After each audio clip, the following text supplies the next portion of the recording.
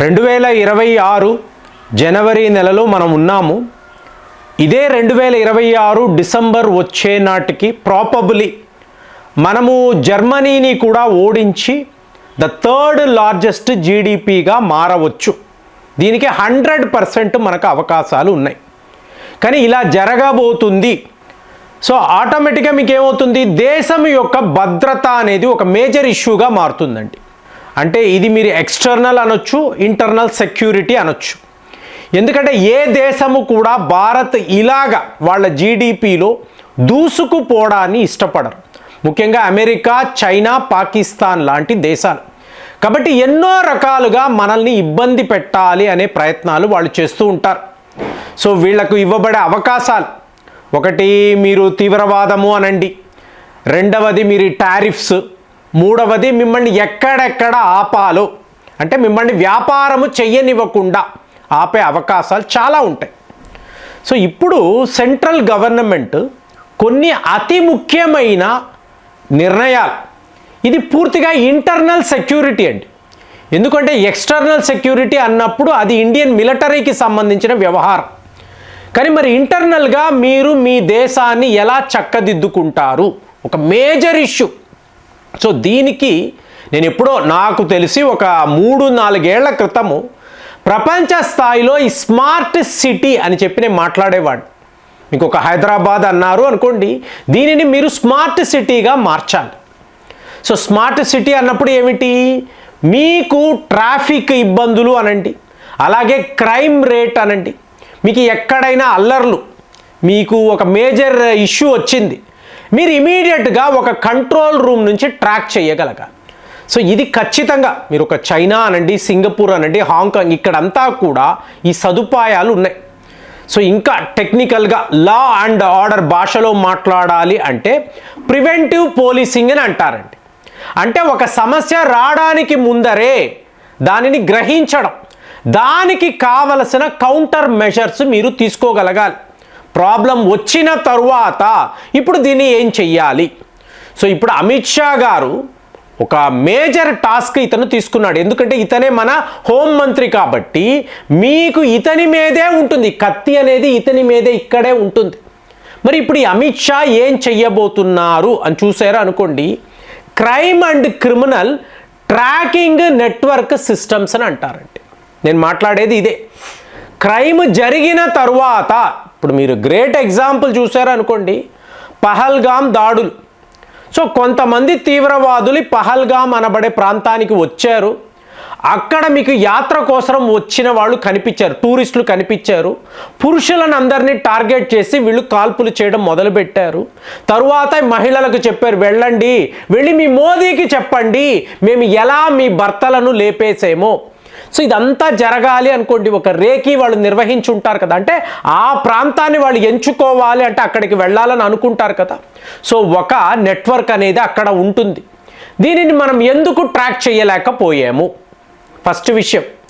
రెండవది మీరు చూసారనుకోండి, అల్ఫలా యూనివర్సిటీ, ఇక్కడ ఉద్యోగము చేస్తున్న ఒక డాక్టర్ అమోనియా నైట్రేట్ అనబడే ప్రమాదకరమైన పేలుడు పదార్థాన్ని సేకరిస్తున్నాడు. యూనివర్సిటీ సోర్సెస్ నుంచే సేకరించి తరువాత రెడ్ ఫోర్ట్ వద్ద ఒక బ్లాస్ట్ చేశాడు. మరి ఇతను ఎక్కడెక్కడి నుంచి కెమికల్స్ కొంటున్నాడు, ఇందులో ఇతనికి సహాయం చేసిన వాళ్ళు ఎంతమంది, దీనినంతా ఎందుకు మనము ట్రాకింగ్ చెయ్యలేకపోయాము. సో ఇష్యూస్ని చూశారు అనుకోండి, మనము ముందే అంటే ప్రివెంటివ్గా ఉండాలి. ఇప్పుడు మీకు ముందరే దీన్ని పసిగట్టగలిగారు అనుకోండి, మీరు సమస్య నుంచి బయటపడిపోతారు కదా. ఈ డాక్టర్ ఉమర్ నబీ అనే అతన్ని ముందే మీరు అరెస్ట్ చేశారు. అరెస్ట్ చేయడం కాదండి, ఇవాళ మనం అందరం మాట్లాడుతున్న విషయం ఏంటి, ఫేషియల్ రికగ్నైజేషన్ అంటున్నాం.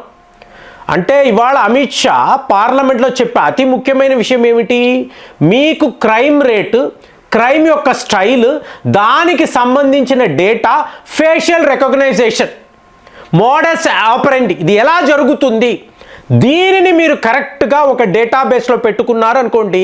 నేను చెప్తున్నాను కదా ఫ్రెండ్స్, రేపు భవిష్యత్ అంతా కూడా డేటా అనేనండి. మీ వద్ద ఎంత డేటా ఉంటే మీరు అంత సక్సెస్ అవుతారు, గుర్తుపెట్టుకోండి.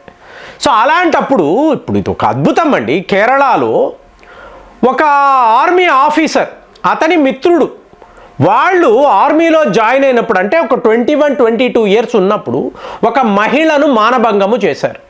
చేసేసి ఎటో పారిపోయారు. ఆవిడ చనిపోయింది.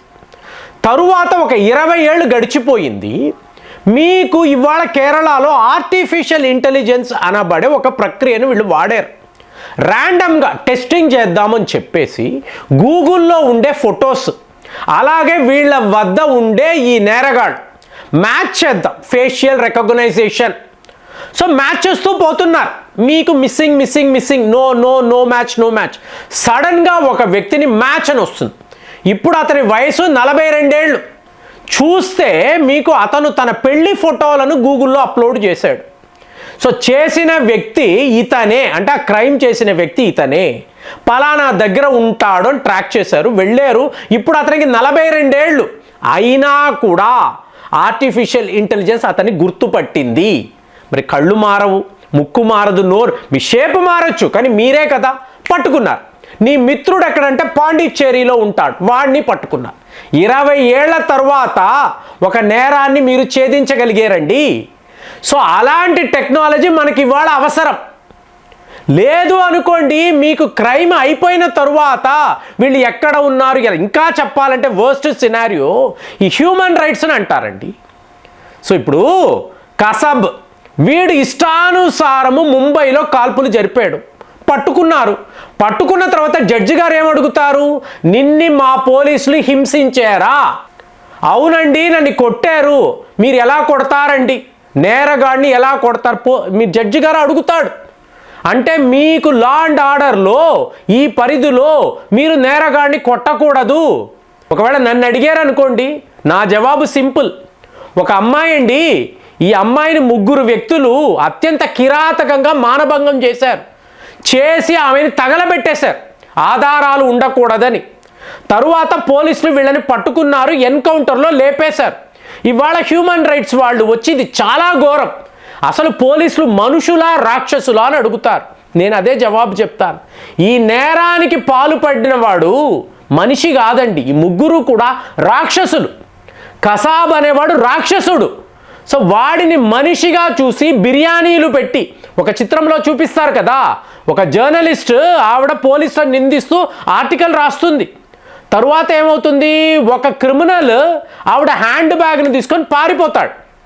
ఆవిడ పోలీస్ స్టేషన్కి వస్తుంది, కంప్లైంట్ ఇస్తుంది. వెంటనే ఇన్స్పెక్టర్ గారు ఏం చేస్తారు, ఒకడిని తీసుకొచ్చి కూర్చోబెడతారు, వాడికి బిర్యానీ పెడతారు, కూల్ డ్రింక్ ఇస్తారు. ఇచ్చి, బాబు నువ్వు ఏమైనా హ్యాండ్ బ్యాగ్ చోరీ చేసావా అంటే, అబ్బే లేదండి అని బిర్యానీ తింటూ చెప్తాడు. తరువాత లాగి వాడిని ఒకటి కొడితే, అవునండి నేనే చేశాను. అప్పుడు ఆ జర్నలిస్ట్కి చెప్తాడు, మీరు హ్యూమన్ రైట్స్ అని ఏవేవో రాస్తారండి, ఇలా నిజాలు బయటికి రావు. వాళ్ళు మనుషులే కారు అని తెలిసినప్పుడు, వాళ్ళు రాక్షసులు అన్నప్పుడు వాళ్ళని ఈ మెథడ్లోనే మీరు పట్టుకోవాలి కదా. అది చెల్లుబాటు కావడం లేదండి. క్రిమినల్స్ని కొట్టినా కూడా పోలీసులు రాక్షసులు అనే రోజులు. కాబట్టి టెక్నాలజీ, ఫేషియల్ రికగ్నైజేషన్ అనబడే టెక్నాలజీ ఉంది చూసారా, 3 రోజుల పాటు మీరు కష్టపడ్డాన్ని 3 గంటలు మీరు ఎక్కడికి వెళ్ళరు. పలానా దగ్గర క్రైమ్ జరిగింది, ఎలా జరిగింది, ఆ మోడస్ ఆపరండి ఏంటి, ఏ రకంగా చేశారు, ఈ స్టైల్లో నేరాలు చేసేవాళ్ళు ఎంతమంది గుర్తించేస్తారు. 3 అవర్స్లో గుర్తించేసి మీకు భారత్లో ఎక్కడ ఉన్నా, ఏ నగరమైనా సరే, ఏ గ్రామమైనా సరే, అక్కడ వీళ్ళు ఫోరెన్సిక్ నిపుణులు ఉంటారు, డిపార్ట్మెంట్ ఉంటుంది, వాళ్ళు ఇమీడియట్గా ఆ స్టైల్ని పెట్టి మ్యాచ్ చేసేస్తారు. ఈ ఫేషియల్ రికగ్నైజేషన్లో పలానా నేరగాడే ఈ పని చేసాడని ధృవీకరించి వాడిని పట్టుకుంటారు. ఇక్కడ కొట్టడాలు, తిట్టడాలు, పనిష్మెంట్లు ఏమీ లేదు. ఎవడు తప్పు చేశాడో వాడు దొరికిపోతాడు. అలాంటి ఒక ప్రక్రియని మీరు భారత్లోకి తీసుకురాగలిగితే, ఇవాళ ఇనిషియేట్ చేశాం, ఎప్పుడో చేయాల్సింది, కనీసం ఇప్పుడు ఈ ప్రక్రియని మొదలు పెట్టారా అనుకోండి, మీరు ఎన్నో అద్భుతాలు సాధించవచ్చు. భారత్ కూడా ఒక అడ్వాన్స్డ్ కంట్రీ లిస్ట్లో ఉంటుంది. అవునంటారా కాదంటారా? మీరేం ఆలోచిస్తున్నారు? కామెంట్స్లో రాయండి. మళ్ళీ వచ్చే వీడియోలో కలుద్దాం. జై హింద్.